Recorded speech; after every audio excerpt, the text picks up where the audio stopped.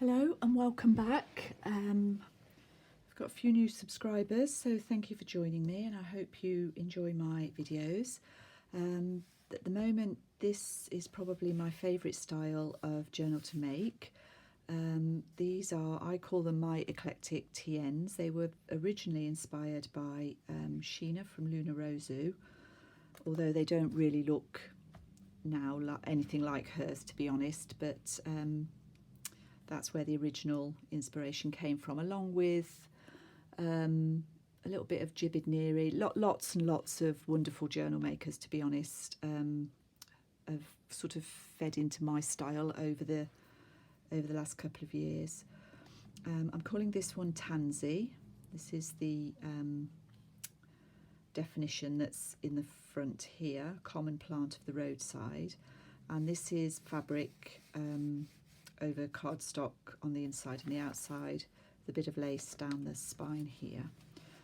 I'm going to just take a little bit of time to try and explain how I put these together. I get asked quite a lot of questions, and it is, in a way, it's quite an organic process, so it's quite hard to describe exactly how I do it, and it's also not easy. It wouldn't be easy for me to do a tutorial. These actually take me a very long time to make.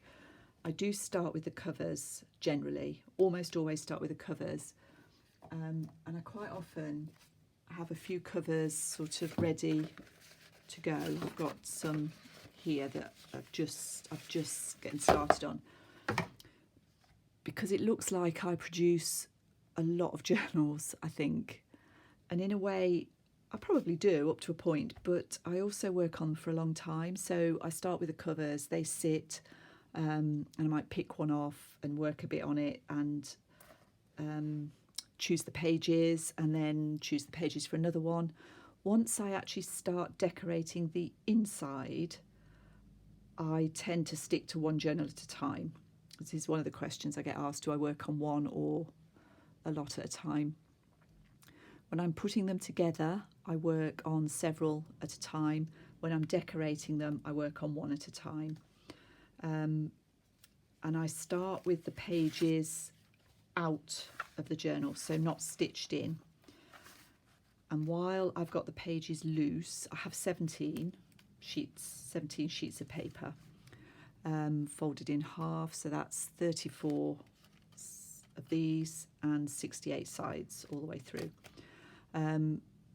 So I have those separately, unstitched.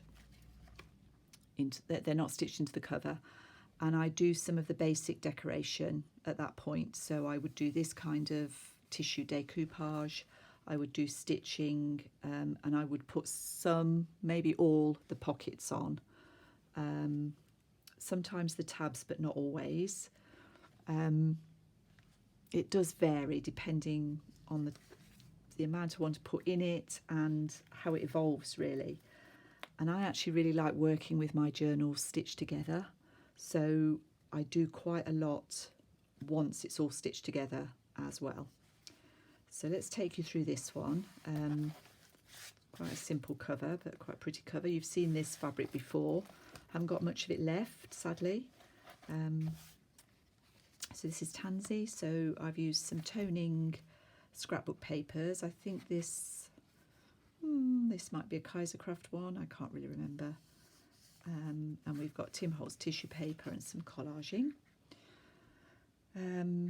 This would be a pocket that I'd put in before I stitched the signature in, but this I added at a later date because I wanted something to pick up these orangey tones that I'd got going on in other places. So we've made a tag. This is from my Porch Prints. This is a Tim Holtz die cut, and that's the back. So in this, I've just used some, I don't even know if this is vintage fabric or not, but it's sort of netting with embroidery on it. Got a little faux calling card up here, which I've glued in. Page from a vintage book.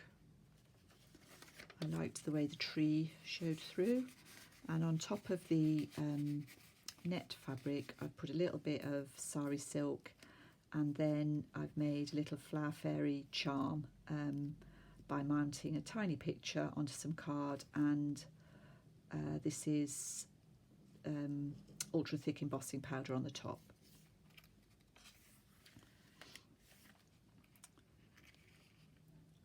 There's a dangle on the side there. A little bit of stamping that I would have done before I put the book together. This is some old piano roll paper, and at some point it's obviously got quite damp. It's thoroughly dry now and doesn't smell or anything, but I did like, this is why we've got this little bronze bird, I liked the rusty effect along there.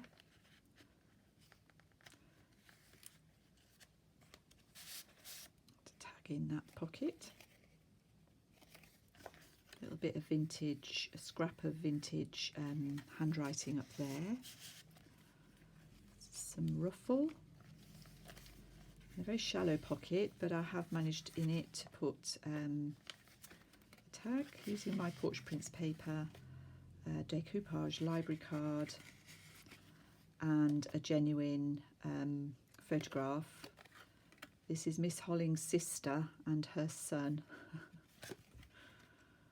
They look very alike, and he looks really cheeky. They're not relatives, I don't know who they are. But you can see here that this is the other thing I would aim to do, is try and follow the colours through on my pages. So we've got pinks and purples. There wasn't a lot of pink on this side, so I used a strip of this paper, just glued that down there.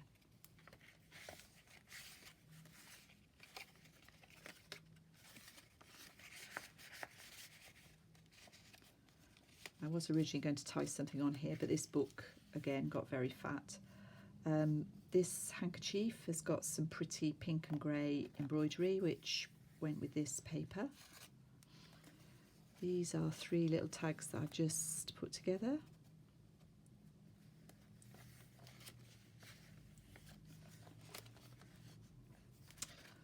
This is from my Porch Prints, as is this. This is Shabby Receipt Kit. I think this is from Rose Ephemera. These are Tim Holtz, and this is from Granny's or Grandma's Attic. This is some vintage crochet doily down the side there.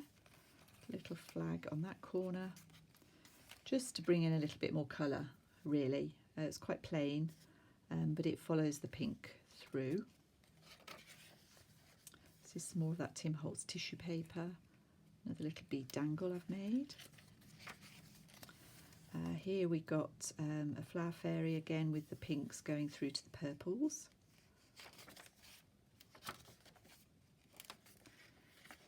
This is from 1922, and in this pocket we've got a letter. This is from a dad to, I think, his daughter Frida. It's dated 1942, and the reason I think it's to his daughter is because at the end it says, "Fondest love to you all, your ever-loving Daddy," and this is kisses for Brenda, for Mom, and for all of you. I thought it was really sweet. Really sweet. And there's a little bit of vintage magazine there.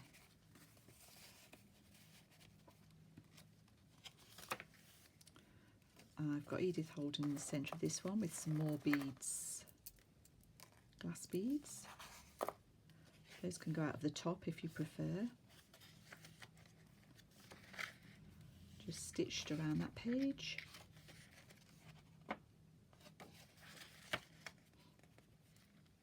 I've used a sort of yellowy green here to pick up this yellowy green leaf.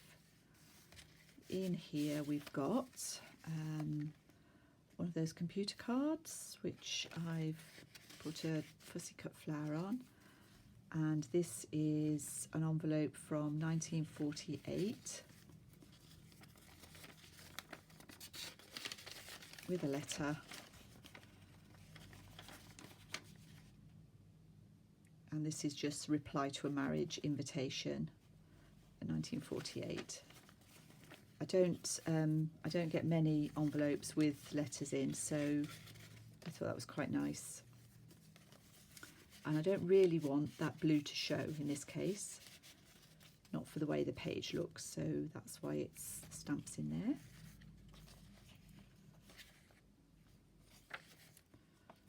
This Flower Fairy top and bottom. Again, I've made a pocket here from a 1960s receipt, and I've sort of Frankensteined that together. There's a little tiny tag in there, and then I've put the rest of the receipt in here, so you can actually match that up if you want to. And there's another book page as well, a vintage book page in there. I don't know if I had that folded. I think I've had it folded.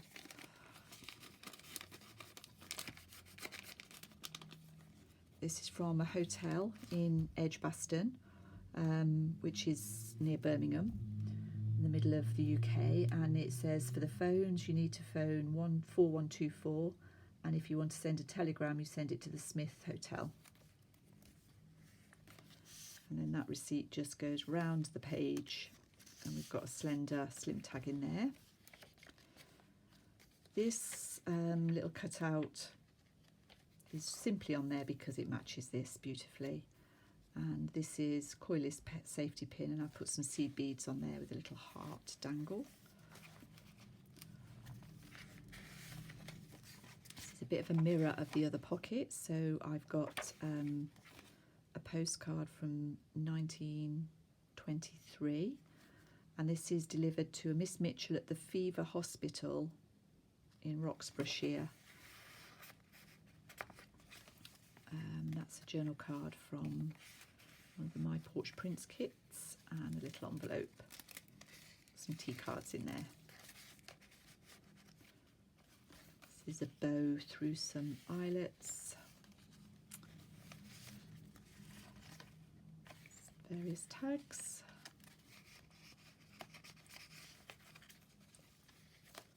Another of those flags. This is a bit more of that really soft doily, and in here I've got another postcard, watercoloured, looks as if it's hand watercoloured, 1915 that one is. A library card and a little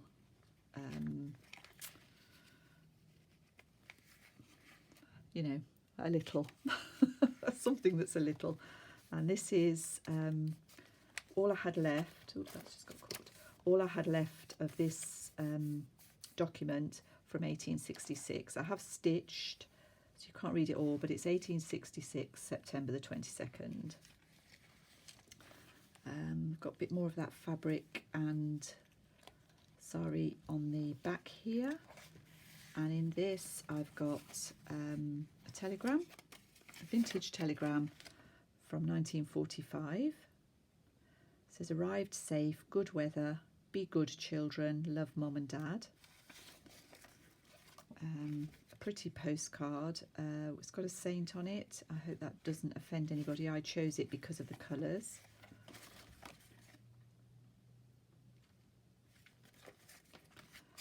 And this is a genuine 1940s or 30s photograph. No relative of mine. Obviously somebody's, but not mine. And then on the back here I've got another of these little snippet embroideries. So that one is Tansy. I'm not sure I explained very well how I put them together, but really that's because I don't always know, really. They just gradually go together and fall into place, and I work on them till I'm happy with them. And actually this one I'm particularly fond of. So thank you so much for watching, and I'll see you all soon.